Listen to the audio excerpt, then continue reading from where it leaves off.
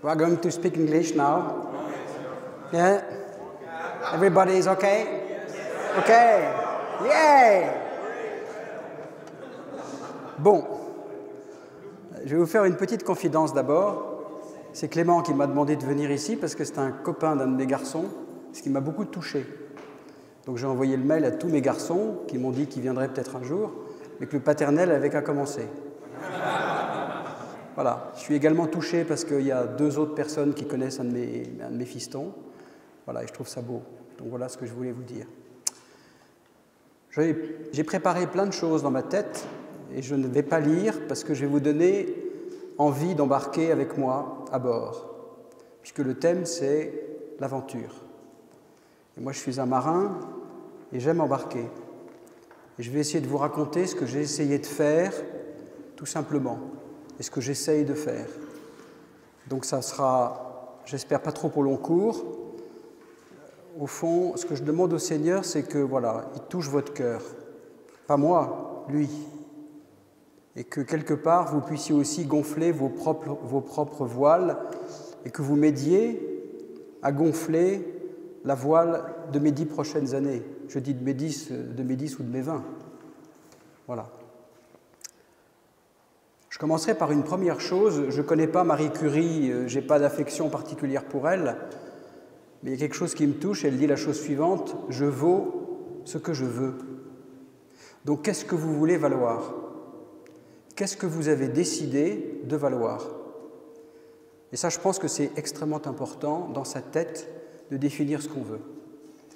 En 1972, moi, je passais le bac et j'ai lu dans le journal L'Expansion, qui est maintenant moribond, une belle citation de Jean Gandois, qui a été le président du CNPF, et qui disait la chose suivante: le pouvoir ne se définit pas, il se mérite et il se prend.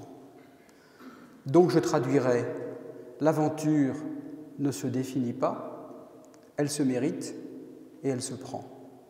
Donc de grâce, soyez libres. Et je vais vous donner un premier exemple de ce que j'ai fait qui m'est très cher. Je rêvais d'être officier de marine. Et ma fiancée, puisque nous sommes fiancés très jeunes, pour elle, épouser un marin, c'était impossible. Partir 3 mois, revenir faire un enfant à sa femme, pour faire court, c'était pas possible. J'ai toujours eu au fond de mon cœur d'être officier de marine. C'est-à-dire que je lui ai dit OK, donc j'ai fait une école de commerce, bon, très bien. Et il y a 8 ans, je me suis engagé dans la marine. Et mon rêve d'enfant, quand j'avais 12 ans et que j'allais rue Royale chercher des photos de la Jeanne d'Arc, qui est actuellement en déconstruction à Bordeaux, je me disais un jour, je monterai à bord de la Jeanne d'Arc. Et ma déception a été grande que je ne puisse pas monter à bord de la Jeanne d'Arc, puisque je n'ai pas fait l'école navale, sauf que je suis monté 4 fois à bord de la Jeanne. C'est-à-dire que finalement, j'ai pu réaliser cela, parce que je l'ai décidé dans ma tête. C'est-à-dire que j'ai décidé d'aller voir un amiral, de le questionner, de lui dire que j'avais envie, voilà, et que je pensais que c'était foutu parce que j'étais un vieux crabe. Il m'a dit pas du tout, il existe la réserve citoyenne, et après quelques discussions, on s'est entendu et ils m'ont incorporé. Et puis, la vie, elle est faite de rencontres. Quelques semaines plus tard, je donne un topo et dans l'assemblée, il y a un officier de marine qui me demande à la pause de l'aider à partir dans le civil. Et je lui dis: je vous demande donc de faire en sorte que j'embarque sur la Jeanne. Et il me dit: c'est pas un problème, j'envoie un mail au commandant de la Jeanne, qui est actuellement à Singapour, et ça va se faire tout de suite. Et ça, c'est fait. Donc je me retrouve dans le port de Singapour en février 2007, ayant été incorporé comme capitaine de corvette. Je ne sais pas si vous voyez ça, pour un gars qui voulait être officier de marine, qui se retrouve capitaine de corvette tout de suite. Je me retrouve devant la Jeanne d'Arc, seul, dans le port militaire de Singapour, février 2007. Et là, intérieurement, je pleure. Je pleure parce que ça y est, j'y suis. Elle est là. Et je bâtis la coupée, je prends mon disque dur, je le fous à la baille, j'en remets un autre, et je suis accueilli par le commandant, tout de blanc vêtu. Et je lui dis: commandant, je ne sais pas si vous vous rendez compte, mais vous réalisez un rêve d'enfant. Ça fait depuis l'âge de 12 ans que je veux embarquer sur la Jeanne. Et il me dit, bienvenue à bord, vous êtes chez vous, vous ferez ce que vous voudrez. Et ce même homme, quelques années plus tard, je l'ai aidé à rebondir dans le civil. Donc on s'est rendu notre clin d'œil. Et l'aventure, c'est ça. L'aventure, c'est des belles choses qui sont impossibles. Et je crois que notre monde, il crève aujourd'hui de gens qui ont peur. Donc si j'avais à vous donner une baseline ou un sous-titre, c'est même pas peur. N'ayez vraiment pas peur de vous-même. Vous voyez, l'opération de la Jeanne d'Arc, ma femme, c'est sûr qu'elle a été heureuse, mais elle a eu peur.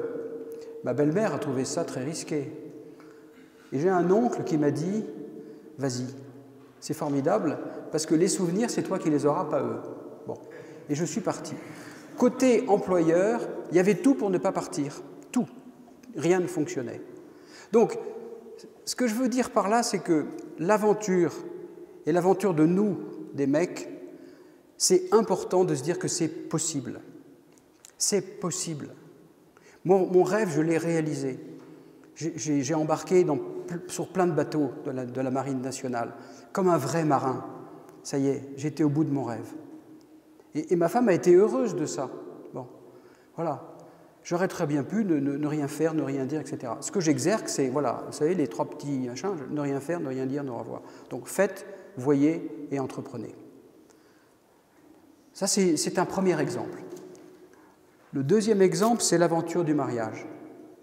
Et là, je voudrais m'adresser à ceux qui, pour l'instant, n'ont peut-être pas encore trouvé complètement ou totalement leur chaussure ou leur vocation. Parce que c'est aussi ça, la vocation. Si on cherche à remplir une checklist avec des croix dans des cases, on n'arrive à rien. Donc, parce que l'avion ne décollera jamais.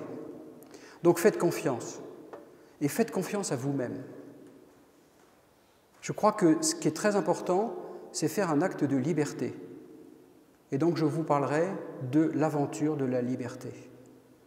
Et je vais vous raconter une anecdote. J'ai été DRH d'un grand groupe et j'avais un patron avec lequel je ne m'entendais pas du tout. Et lorsque j'ai signé les 35 heures avec ce groupe, ce patron un jour m'a convoqué. Il m'a tendu un chéquier en me disant « je trouve que ça n'avance pas assez vite ». J'ai dit « mais qu'est-ce que c'est que ce chéquier ?» Il me dit « c'est un chéquier ». J'ai dit « oui, mais pas besoin ». « Si, parce que moi je veux que tu payes les syndicats ». Et je lui dis « ça, il n'en est pas question ». Je prenais un risque considérable. Je dis « il n'est pas question, ce ne sont pas mes méthodes, et j'arriverai à mes fins au temps qu'il sera prévu, comme il faut ». Et il m'a répondu « de toute façon, tu n'arriveras jamais à rien dans la vie, authentique, hein, tu n'arriveras jamais à rien dans la vie, parce que tu ne sais pas vendre ton cul. » Ok ? J'ai raconté ça le soir à ma femme, qui a été la seule à le savoir pendant des années, et j'ai été très mal parce que je pensais être viré. Et quelques jours plus tard, l'actionnaire m'appelait pour passer à l'étage du dessus.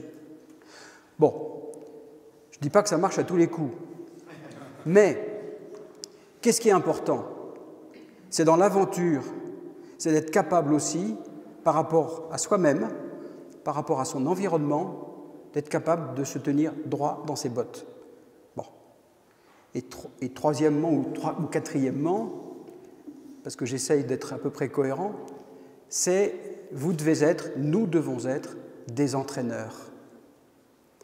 Qu'est-ce que c'est qu'un entraîneur? C'est celui qui est capable, par son exemple, son exemplarité, avec toutes ses cabosses, toutes ses misères, tous ses échecs. Et moi, je suis cabossé, misérable, tordu, mal foutu. Ce matin, j'ai été heureux d'entendre Clément qui parlait des questions des tentations sur Internet et autres. Moi, je peux vous dire que la fidélité, même quand vous êtes mariés depuis quasiment 40 ans comme nous, mais ça se travaille, c'est un combat. Moi, je ne suis pas insensible de voir des nanas qui aujourd'hui ont 40 ans alors que ma femme a 60. Je les trouve vachement bien. J'ai quand même qu'une envie, c'est de sauter dessus, pour faire court. Mais attends, mais bien sûr. Un jour, dans une confession, j'ai dit ça à un prêtre. Il m'a dit « moi aussi ». C'était génial. Mais il m'a dit, mais attendez, qu'est-ce que vous croyez? Mais qu'est-ce que vous croyez? Et il me dit, mon vieux, vous vous en tirerez que par une seule chose, c'est par la prière. Mais attendez, vous êtes un mec, mais vous êtes normal. Circuler, il n'y a rien à voir. Bon, mais ça se travaille. Donc la liberté de l'aventure du mariage aussi, elle se travaille. Hein, c'est comme les étagères, de temps en temps, il faut passer la poussière pour enlever la poussière. Parce que si vous ne passez pas la poussière, ça ne va pas. Bon. Petite note de l'éditeur, ramenez de temps en temps des fleurs à votre femme, dites-lui que vous l'aimez, demandez-lui pardon. Voilà, ça c'est une belle aventure aussi, quoi. Et puis, voilà. Moi, on a été aux équipes Todranam pendant quelques années. Après, ça nous a gonflé parce qu'il y avait des ménages qui venaient régler leurs problèmes de ménage devant les autres. Alors ça, c'était très chiant. Mais il y a un truc qu'on a retenu, c'est le devoir de s'asseoir, que le père Caffarel avait inventé. On s'assoit, on se regarde, etc. Invitez votre femme à dîner, vous voyez. Voilà. Mais des choses, ça aussi, c'est l'aventure. Bon. Ça va, vous voyez à peu près? Bon. Au fond, ce qui est très important dans l'aventure, c'est que vous ayez envie de faire de grandes choses. Il faut être grand. Moi, j'aime beaucoup la devise des Jeux Olympiques, plus haut, plus fort, plus grand. Et quand d'ailleurs vous demandez à un collaborateur des petites choses, il vous rend du petit, mais quand vous lui demandez des grandes choses, il vous rend du grand. Donc donnez et donnons comme des passeurs et comme des entraîneurs, donnons à ceux qui nous entourent, à nos propres enfants aussi, des choses grandes, des choses belles. Regardez les jeunes d'aujourd'hui, qu'est-ce qu'ils attendent de nous? C'est un exemple d'aventuriers. Ils veulent des mecs, d'abord des mecs qui en ont, petit 1 et petit 2, des mecs qui soient aussi cohérents. Moi, j'ai quelque chose qui m'a beaucoup touché.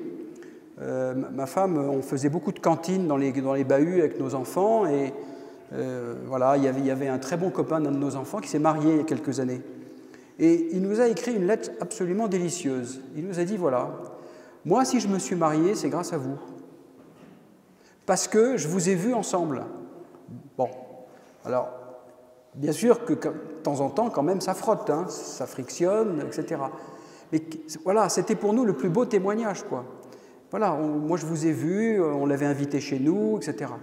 Eh bien, c'est l'aventure, cette aventure d'avoir vu finalement des adultes qui à peu près s'entendaient, même s'ils se chipotaient, et quelque part ce garçon il s'est dit, ben moi, s'ils ont réussi, eh ben moi j'ai envie d'y aller. Moi je monte à bord avec eux, parce qu'eux ils nous prouvent que c'est possible. Et je trouve que nous sommes trop tièdes, souvent, dans l'incapacité de témoigner également par rapport à des jeunes. Moi, je fais beaucoup d'interventions en entreprise, par exemple, et à chaque fois, j'ai des interventions, mais complètement jetées, complètement décalées, parce que je dis aux gens un certain nombre de choses qu'ils n'attendent pas. Et au fond, c'est ça qu'ils attendent. Et ça, c'est l'aventure du témoignage. Point suivant, aventure du témoignage. C'est-à-dire de dire, si vous êtes crédible, hein, si vous êtes crédible, évidemment, le pire, c'est le gars, alors pour moi, c'est l'incohérence la plus totale, c'est vous faites des belles paroles, et au fond, vous êtes un mari épouvantable, alors vous êtes peut-être un très bon patron, vous êtes un père de famille nul, et vous donnez des grands témoignages à l'extérieur. Ça vaut rien. Mais ce qui est important, c'est que les gens sentent que quelque part, vous les libérez. Moi, je suis très étonné de voir, par exemple, sur l'expérience de la marine, nombre de gens qui m'ont dit « mais c'est formidable ce que tu as fait, moi j'y arriverai jamais ». Je dis « pourquoi tu n'y arriveras pas ?» Il suffit que tu le décides, il suffit que tu le décides, que tu le veuilles. Alors, évidemment, si tu écoutes ta belle-mère qui va dire que c'est très compliqué, que tu vas laisser tes enfants, que sa pauvre fille, etc., ben, à un moment donné, tu dis ouais, j'y vais. Est-ce que tu fais jouer ta liberté ou pas? Et moi, je crois que ce que j'ai envie de vous donner, c'est soyez libres, soyez des mecs libres, soyez des mecs prudents, soyez des mecs audacieux, soyez des mecs ambitieux. Parce que finalement, aujourd'hui, on dit « ouais, mais je ne peux pas être trop ambitieux, parce que tu comprends, l'ambition, je dis c'est pas un péché, sauf à devenir complètement délirant, mais ambition pour les autres. C'est-à-dire que je ne vais pas être ambitieux pour moi-même, pour ma propre gloriole ou mon propre ego, mais je vais essayer, en fait, de pouvoir les entraîner avec moi. Et d'ailleurs, c'est ce qu'ils nous demandent. Moi, j'ai organisé un truc qui s'appelle les entretiens de Valpré, vous irez voir sur Internet. Ce que c'est la doctrine sociale de l'Église pour les cadres et les dirigeants qu'on a lancé depuis 13 ans. Le plus beau témoignage que j'ai des membres de l'équipe, il y en a que je connais, d'autres que je ne connais pas, une journaliste, une fois, m'a dit « Moi, ce que je veux te dire, c'est merci parce que tu nous entraînes. Donc, c'est une aventure. Tu nous as embarqués dans une aventure. Et donc, merci pour l'aventure. Et grâce à toi, voilà, on est un hors-bord et on avance tous ensemble. » Alors, c'est un côté chef de bande, c'est sûr qu'il faut aimer ça. Tout le monde n'est pas fait pour ça. Tout le monde n'est pas fait pour être un chef de bande, tout le monde n'est pas fait pour avoir des grandes aventures, pour prendre la mer, etc. Mais déjà, on peut être dans l'aventure avec sa propre femme et avec ses propres enfants. Et vous voyez, l'aventure de la liberté, c'est d'avoir aussi avec ses enfants des rapports de vérité. Je vais vous donner un autre exemple, pour moi, de l'aventure de la paternité. Moi, tous mes enfants qui, avant de se marier, étaient fiancés, j'ai eu avec mes 3 mecs 3 déjeuners, enfin, pas en même temps, puisqu'ils se sont mariés à 3 ans d'écart. Et je leur ai dit, voilà ce que je pensais de leur fiancé, en très bien, ou, pour l'un d'entre eux, en zone d'ombre. Je prenais un gros risque, mais je ne voulais pas qu'il me soit reproché, dans le cadre de l'aventure de ma vie de père de famille, qu'un jour ils me disent, attendez, vous avez vu, vous n'avez pas dit. Parce que j'ai d'autres exemples à l'inverse. Bon. Et je lui ai dit, voilà, je vais te dire quelque chose que je ne veux pas te blesser, mais voilà, j'ai vu quelque chose qui fait que, etc. Il m'a dit, je sais, je prends, j'assume. Parfait, top. Et moi, ça m'a libéré, et ça a créé aussi un lien très fort, puisque tout le monde, il sait que je sais, et je l'aide, et on s'aide. Voilà. Et bien ça, c'est l'aventure de la paternité. Vous voyez, et ça, je trouve que c'est beau, et c'est ce qu'il faut qu'on fasse. Donc, il ne faut pas avoir peur. Vous voyez, c'est très important, ça, pour moi, d'être capable aussi, par rapport à ses propres enfants, de dire ça. Alors, quelquefois, nul n'est prophète en son pays. C'est vrai, c'est difficile. Mais il ne faut pas hésiter. Je pense qu'il ne faut pas hésiter à le faire. Et le pire, c'est de ne pas faire, de ne pas dire, et ensuite de se mordre les doigts de remords. Dans les autres aventures, moi, je voudrais vraiment vous inciter à être des fous. Mais soyez fous. Parce qu'aujourd'hui, finalement, mais qui sont les fous de notre époque? Il n'y en a pas des tonnes. Or, nous, pères ou même mecs, tout simplement, les plus jeunes générations, elles ont besoin de voir des fous. Alors, les chrétiens disent des fous de Dieu, mais vous avez des gens qui ne sont pas chrétiens, qui sont des fous formidables. Des entrepreneurs, des gens qui font des choses extraordinaires, qui vous emmènent, je vois une jeune femme qui est présidente d'une société, elle emmène chaque année l'ensemble de ses collaborateurs, dont certains handicapés, monter l'Everest. C'est extraordinaire. Elle n'est pas chrétienne, hein, je veux dire, mais voilà. Et dans son entreprise, il y a un état d'esprit, il y a quelque chose qui se passe. Donc, soyons des fous. C'est-à-dire, n'ayons pas peur d'être des fous. D'ailleurs, regardez le spectacle aujourd'hui qui est donné, grosso modo, par les hommes politiques qui n'ont vraiment pas envie de vous donner de la folie, les médias qui sont vraiment pas, n'avez pas vraiment pas envie de vous agiter. Beaucoup d'entreprises, avec beaucoup de chefs d'entreprise, vous avez des chefs d'entreprise absolument remarquables, il y en a aussi beaucoup qui malheureusement sont dans des espèces de schizophrénie complètement délirantes, avec toutes les maladies d'ailleurs afférentes au délire. Eh bien nous, mais pourquoi est-ce qu'on ne se lève pas? Parce que finalement on nous attend. Et si on est là aujourd'hui, et si on est venu là ensemble, c'est pour qu'on se lève, c'est pour qu'on embarque, et qu'on embarque en grand vent.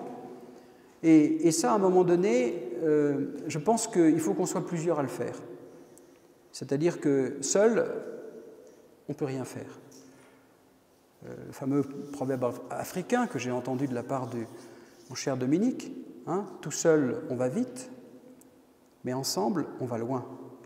Et c'est ici que ça se passe. Moi, je peux aller vite et je ferai des conneries, parce que je suis orgueilleux, vaniteux, et je vais aller me planter. Mais si on est plusieurs à partir dans une aventure, qui peut être une aventure qu'on ne connaît pas, aventure de la famille, aventure de la paternité, aventure du mariage, aventure de l'entreprise, mais on peut faire des merveilles. Il suffit de le dire, et en plus, on aura des adeptes. C'est-à-dire que tous les jeunes qui sont actuellement en déshérence, qui cherchent un sens à leur vie, parce que c'est ça qu'ils cherchent les jeunes, c'est montrez-nous des mecs et montrez-nous des gens qui nous tirent par le haut et qui nous emmènent loin, très loin. Mais c'est à nous de le faire pour eux. Bon. Donc ça, il faut qu'on le fasse. Alors comment est-ce qu'on le fait? Parce que vous pourriez dire, ça c'est très gentil, mais c'est du rêve en bonbon ou en sucette. Eh bien ça passe par notre propre conversion intérieure. Est-ce que j'ai envie de me bouger et est-ce que j'ai envie de faire quelque chose de ma vie? C'est tout. Ou est-ce que j'ai envie d'être gentiment devant ma télévision qui est mortifère, enfin, nous on ne l'a jamais eu depuis 40 ans, donc ça ne va pas changer, ou est-ce que je me lève pour faire quelque chose? Et un exemple sur l'aventure, puisque Clément m'a demandé de donner des exemples assez concrets, c'est que moi j'estime qu'aujourd'hui à mon âge, ma carrière professionnelle va se terminer, et je considère qu'aujourd'hui l'engagement politique est un engagement absolument essentiel.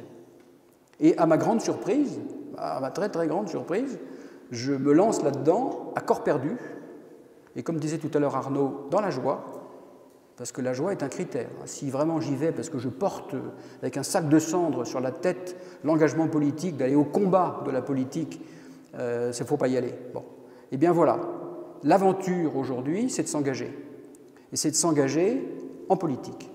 Parce qu'on est suffisamment nombreux à gueuler contre tout le monde en disant c'est un nul, il est franc-maçon, il est comme si, il en est à sa 15e bonne femme, enfin bon, très bien. Mais qu'est-ce que tu fais, toi? Alors réponse, oui, mais moi je ne peux rien faire parce que c'est très compliqué. Ben non, c'est pas vrai. On peut changer le monde. Je suis convaincu de cela. Mais on peut le faire et c'est maintenant. La fenêtre de tir, elle est maintenant. Oui, c'est ce que dit le camarade Flamby, c'est maintenant, sauf que nous, c'est maintenant. Et je pense qu'il faut y aller très vite, très très vite. Parce que quand vous voyez actuellement l'état de la situation du pays, où on nous fait croire que de toute façon, il n'y a que les hommes politiques qui peuvent arriver à changer, mais ça sera du blanc bonnet et blanc nez blanc. Je considère que moi, des gens comme nous, on sait prendre la parole, on sait compter, on sait sourire, on sait montrer qu'on est des mecs à peu près normaux, même si on est tordu et mal foutu, et qu'on a quelque chose à dire à notre pays. Eh bien, disons-le. Donc, il y a des structures qui existent pour ça. Il y en a plein. Et à un moment donné, il faut y aller. Mais il ne faut pas y aller petit, il faut y aller grand. Il faut aller chercher un mandat. Vous voyez? Et ça, c'est possible.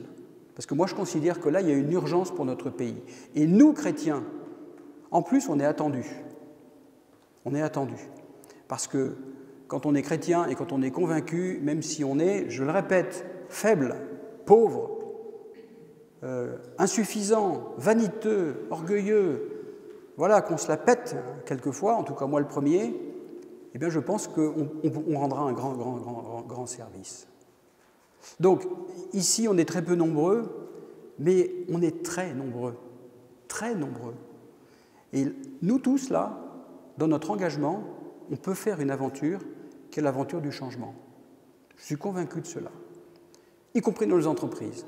Le spectacle que nous donnons aux jeunes recrues aujourd'hui, qui rentrent dans nos entreprises, regardez tous les jeunes de l'âge de Clément et autres, et de mes propres enfants, c'est une réalité qui se barre tous à l'étranger.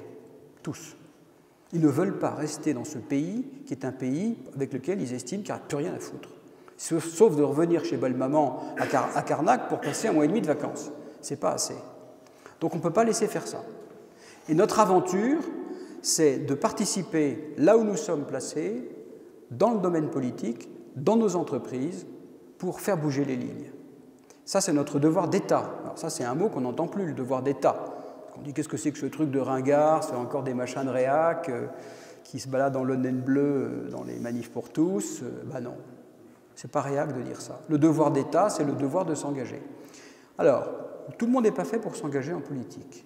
Ça, je suis d'accord. Tout le monde n'est pas fait pour aller harceler, non pas harceler, mais faire en sorte qu'on puisse donner une puissance à un discours et entraîner des foules. Mais tous les métiers sont possibles dans l'engagement et dans l'aventure. On peut être en back-office, on peut être à côté, on peut être dans la réflexion, mais il faut que nous nous engagions. Et moi j'estime qu'aujourd'hui, il y a une urgence. Alors moi, je vous donne mes convictions profondes. Vous pourriez dire, il est très gentil, mais il est complètement givré. bon, non, je ne crois pas. Je crois que le spectacle qui nous est donné nécessite qu'en plus, il y a de la place. Et il y a de la place à prendre. Il faut changer nos disques durs et il faut occuper le terrain. Pour ça, il faut être prêt à prendre des coups. Mais si on est paré intérieurement, vous voyez, intérieurement, paré, on n'a pas de problème. Alors pour ça, il y a des remèdes, comment dire, non pas des remèdes, mais des conseils que je peux donner parce que je les prends pour moi. La première chose, c'est le courage qui doit nous guider. Il faut que nous soyons courageux. On ne peut plus maintenant dire non, non, braves gens, je prends ma retraite. Non, il faut être des mecs courageux. 2, il faut être des mecs cohérents. Vous ne pouvez pas être un mari, un mauvais mari, un bon patron. À un moment donné, vous prenez les pieds dans le tapis. Donc cohérent, ça se travaille, c'est un vrai dossier. On doit être des mecs compétents, il faut se former. On ne part pas au combat à poil, on se forme. On doit être des mecs constants, la constance. Regardez les critiques qui sont faites sur les hommes politiques inconstants, qui disent tout et n'importe quoi. Enfin, je ne vous donne pas de noms, vous avez qu'à mettre des noms sur les trucs. Et on doit être des gens qui doivent être des mecs de cœur. Je crois qu'il faut avoir du cœur. Notre pays, aujourd'hui, il ne s'aime pas. C'est un pays qui est encore profondément marqué par la Révolution française, qu'on le veuille ou non. On a coupé la tête du roi. Je peux vous dire que la tête du roi, elle est toujours coupée. On a coupé le père du pays. Et ça, c'est dans l'inconscient collectif. Alors, on ne peut pas faire autrement, c'est comme ça. Sauf que nous, à un moment donné, on doit dire, bah, écoutez, nous, on est les héritiers de tous ces gens-là, et on doit faire autrement. Et on doit aller au combat. Et c'est ça l'aventure. C'est ça l'aventure. C'est faire une aventure grande, c'est faire une aventure belle, c'est faire une aventure qui nous dépasse. Alors pour les chrétiens, c'est sûr, les catholiques, on peut être aidé, et on est aidé par la prière. Moi, j'ai prié le Seigneur pendant des années pour avoir un directeur spirituel. Ça y est, je l'ai trouvé. Et plus tard, j'ai trouvé que c'était un peu lent à venir. Ben oui, ça c'est mystérieux. Et donc je me suis remis à l'oraison. Voilà, faut tenir, pas 1 heure par jour, je m'arrête dans 2 minutes. Voilà. Vous voyez, ça c'est important. Si on peut, il y a la messe quotidienne. Alors quelquefois on dit j'ai pas le temps, etc. Moi je peux vous dire que ça peut vous aider. Et je vais terminer par une belle prière que ma femme m'a trouvée. Parce qu'elle veille sur moi, même si quelquefois elle m'agace. Vous voyez ? Eh oui. Ouais. Puis presque 40 ans de mariage, on sait ce qu'agace, hein, comme on dit ici. Hein. Voilà. C'est une très belle prière à l'Esprit Saint qui est du cardinal Verdier que je dis tout le temps, quand j'ai peur. Parce que moi, je ne sais pas si vous, mais moi j'ai peur. J'ai peur de tout ce que je vous dis, je peux vous dire, j'ai peur d'y aller au combat, etc. J'ai eu peur de négocier avec la CGT du livre des accords 35 heures. C'est des gens très durs, très compliqués. Bon. C'est une très belle prière qui est la suivante. C'est « Ô Esprit Saint, inspirez-moi ». Alors, elle existe, la prière, je vous la passerai, mais « Ô Esprit Saint, inspirez-moi toujours ce que je dois dire ». Déjà, c'est pas mal parce que ça peut vous calmer. Ce que je dois dire, comment je dois le dire. Autrement dit, il y a peut-être un ton à prendre. Okay. Ce que je dois taire. Note de l'éditeur, ta gueule. De temps en temps, c'est pas mal de la boucler. Et ce que je dois faire, et ça se termine pour la plus grande gloire de Dieu, etc. etc. Ça, c'est ça. Et ça, je peux vous dire, ça marche. Moi, quand j'ai une réunion difficile, parce que voilà, je ne suis pas bien, oui, j'ai peur. Bah oui, j'ai peur. Bah ok. Et bien, je dis cette prière intérieurement, ou même je la dis, je la sors de mon portefeuille et je la dis. Parce que ça m'aide. Vous voyez ? Et ça, il ne faut pas avoir peur de faire ça. Vous voyez ? Donc, l'aventure, c'est tout ça. Je termine en disant, moi, je voudrais nous souhaiter à tous que, voilà, on monte à bord de bateaux grand vent. Vous savez, il y a le navire l'Hermione, là, du marquis de Lafayette, qui est en train de faire des essais en mer, et il va repartir vers les États-Unis. C'est un bateau magnifique, pleine voile. Voilà, il faut partir avec l'Hermione, et il faut partir avec une immense ambition pour nous-mêmes, mais pas pour nous tout seuls, pour nos familles, ceux qui sont mariés, nos femmes, ceux dont leurs femmes sont peut-être déjà au ciel, prier pour elles et leur demander la même chose. Nous avons perdu notre aîné, on l'invoque tout le temps, voyez. Et tout ça, c'est une aide qui est très, très, très précieuse. Voilà.